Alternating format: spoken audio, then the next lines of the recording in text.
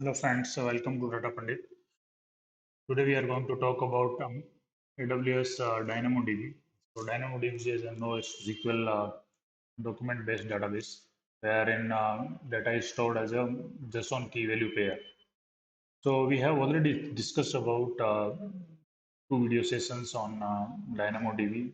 What first was the architecture of the DynamoDB, and other one was the DynamoDB and was the difference between normal SQL RDBMS versus NoSQL DynamoDB.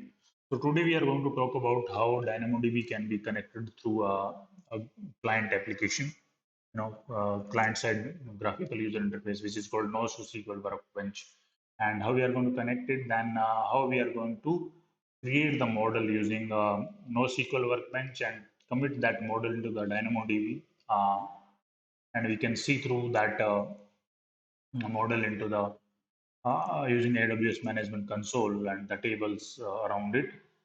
And then we can try exporting few models and importing the models, and then we are going to see what are the different requirement for IAM role and connectivity and uh, installing the NoSQL workbench, and then we see the data from the DynamoDB through NoSQL workbench. So let's go ahead and see. So what you need to do is you need to install the NoSQL workbench first. So go to the probably Google. Okay. If you type this link, I will going to share this link in the description section. This one, and you download it. It's a simple step to download. Okay. So you will have something, the graphical user interface, something like this after downloading NoSQL workbench for Windows applications. I have downloaded, and this is looks like this. Okay. So there are many sections over here. First, one by one, we are going to understand what is what. Okay, so this is Amazon DynamoDB is kind of structure. Okay, so here they are asking for creating new data model, importing the data models, and there are many data models already there in the sample data model. Okay, sample data model already there in the so those sample data model we can import and we can see. Then there is a data modeler. So within data modeler, we can create the data model using this plus sign, and we can export and import the data model, and then edit the data model, and then delete the data model. Okay. So currently we have employee data model, which is already imported over here, and this is how it imported. The table inside that employee data model looks like. It's employee table which has primary key attribute as a login alias. Okay. Other attributes like first name, last name, manager, login alias, and designation and skills. So if you look want to see in this kind of tree structure, then you can realize that we have 0 to 9 attributes. Okay. So this is how it is, and so this is the first word.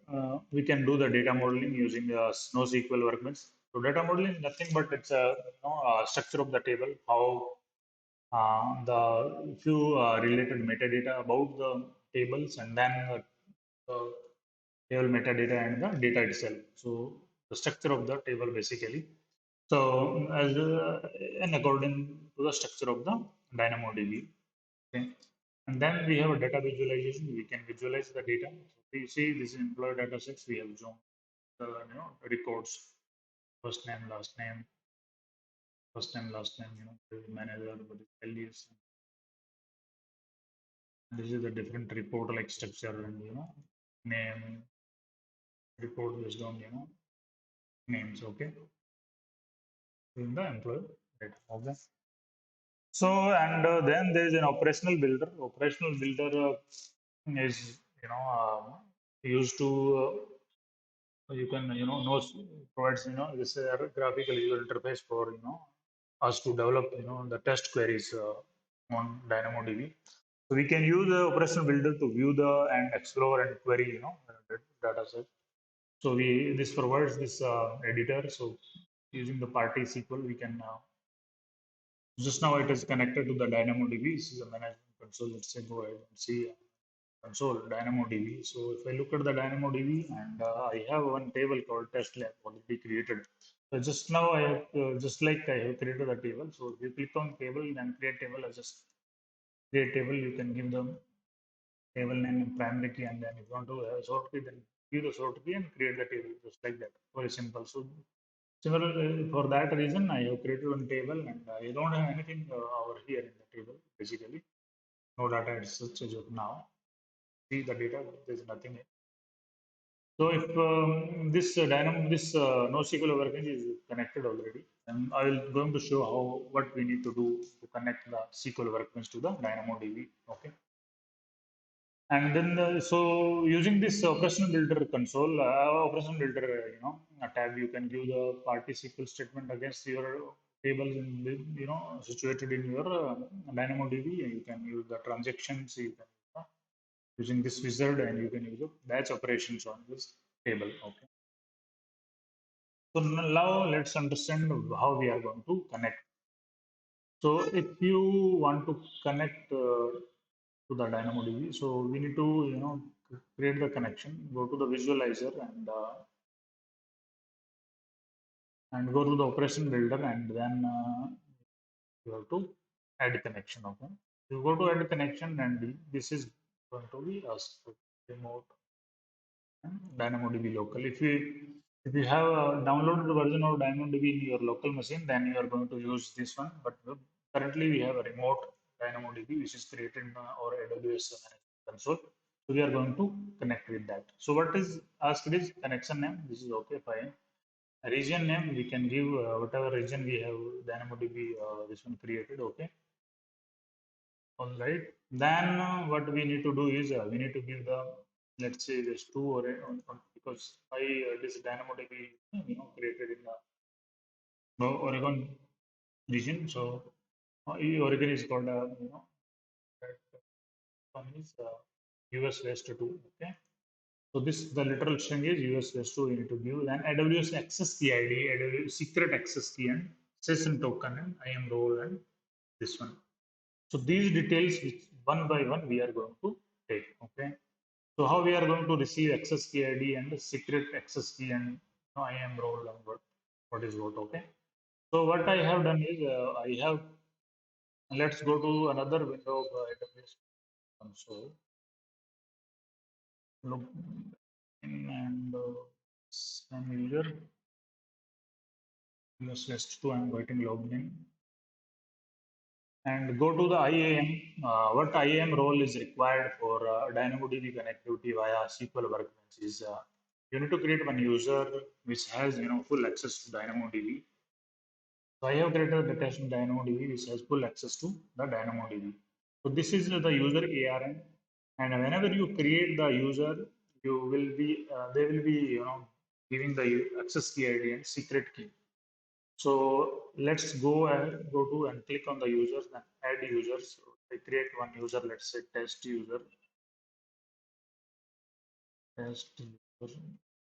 I need a programmatic access and both of these. Okay. And let me programmatic access is for connectivity like this from GUI applications or any other API applications. And for if you want to use this user as an AWS management console user, then you can give you could click on this and you can have password, your custom password. You can use this as a, because currently I'm logged in as a root user, but if you want to use an IAM user login, then you can generate your user and try using that. Okay. So currently I'm not going to use the console user. So let's go ahead and create it. Existing policy. So DynamoDB, you can, so I have given this access and then next page and next view and create user. So when you create user like this, so what is going to happen is it is going to ask the download.csv. So these username and password would be coming in a CSV file. So I have already created one user, so I have the this one. Let me go to the. So I have this file username. Okay, new user credentials. Okay, so the file name .csv would be there, and whatever the detail will be there is username. What is the username? What is the password? And what is the access key ID and the secret access key, and what is the link for this particular IAM user? Okay. So we are going to need this access key ID and secret key. So let's copy access key ID and go to the this one here. And secret key we are going to copy here. Yeah, before that, I'm not going to create user because I already used first closing. You just need to download it and then close it. Just the user is already created. I'm going to delete the user. It's the user. So I'm going to use the existed one user. Okay. And it's getting deleted. If you look at the here, click on the user and go to the ARN. So you can copy your ARN here, then paste the ARN here. This is optional, so not required. So then you can copy checkbox the persistent connection. So if you checkbox is on, then you will have to use the credential will be presiding to this path. Okay, C drive user PC AWS files would be created. So you go to here to see the same path C user PC.aws. I have two files created. Okay, so in those I am maintaining this files creation file, and then there is a credential file. So there will be two files created. Okay. So these files can be used to connect to the using the AWS CLI. Okay. So that we are going to see in some time. So this is how we are going to connect. Okay. And I'm not going to connect it. So I have because already default connection is there. So I have default connection. So let me select to all from test. So let's run the query. So this is nothing is written because nothing is there. So if you this connection is established, so I can see all the tables over here. Okay. So if I create one more table, let's say in the AWS management console, go to here and create one more table. Create table test two. Partition key is equal to one. Then sort key is sort order one. Then just create the table. I'm not going to assign anything else actually. Just creating the table. So this table is created. S2 table is getting created. And let's see how this table comes through there.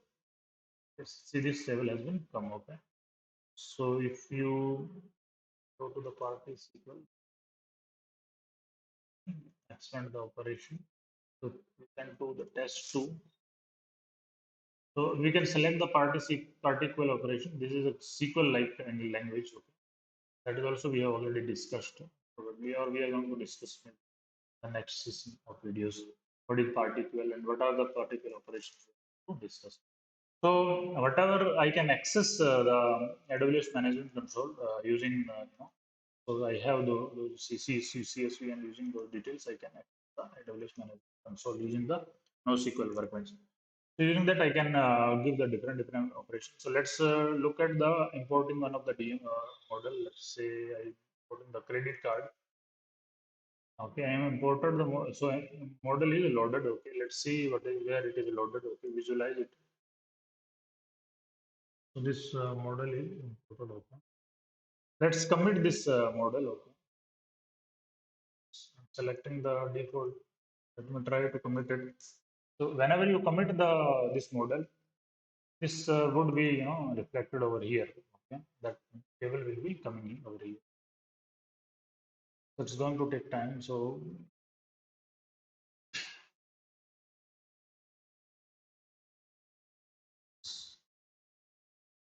okay, so by the time it comes over here, then we can look at the dashboard of DynamoDB. So DynamoDB looks like this, and then there will be tables, and we can take the backup of the tables. And then we can ask for a reserved capacity and export to S3. Whatever tables we have, we can export. We can export to the S3 bucket. Then particle editor actually. So they are going to give this editor into the the new. So this is under design actually, the new console of DynamoDB. So if we go and see, then it will be see how they are going to do. So this is very nice dashboard editor article. If you want to revert back to the previous session, we can go previous dashboard. We can go like that. Okay, so see if it is connected. I think it has been done. Let me check. Yeah, we have credit card offers, right? So we to see if so what are the tables we have? See, credit card offer has been coming, and we can see.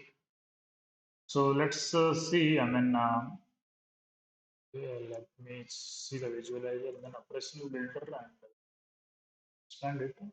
Okay.